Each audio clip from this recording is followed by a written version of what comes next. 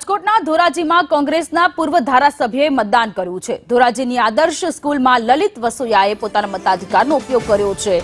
લલિત વસોયા આમ જનતાને પણ મતદાન કરવા માટેની અપીલ કરી। તમામ નગરપાલિકા કોંગ્રેસ જીતવાનો લલિત વસોયાએ દાવો કર્યો છે। રાજકોટ જિલ્લાના ધોરાજીમાં સ્થાનિક સ્વરાજની ચૂંટણીને લઈને કોંગ્રેસના પૂર્વ ધારાસભ્ય લલિતભાઈ વસોયા કે જેણે પોતાના મતાધિકારનો ઉપયોગ કર્યો છે, ધોરાજીની આદર્શ સ્કૂલ ખાતે તેઓ પહોંચ્યા હતા।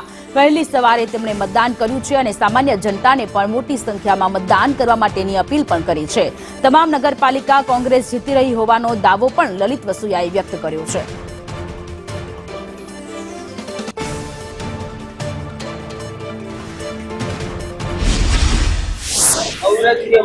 અમારા બૂથ ઉપર સાથે મતદાન કર્યું છે। 101 વર્ષના મારા માતુશ્રી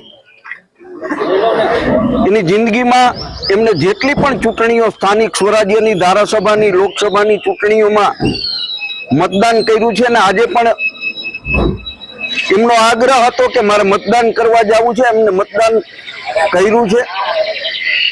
ધોરાજી ના મતદારો ઉપર મને સંપૂર્ણ ભરોસો છે। 2017 થી 2022 સુધી કોંગ્રેસની નગરપાલિકાએ ધોરાજીની અંદર જે વિકાસના કામો કર્યા છે એના આધાર ઉપર હું દાવા સાથે કહી શકું છું કે આ વખતે ધોરાજીની 36 બેઠકો ઉપર કોંગ્રેસ પાર્ટીના ઉમેદવારો જીતવાના છે।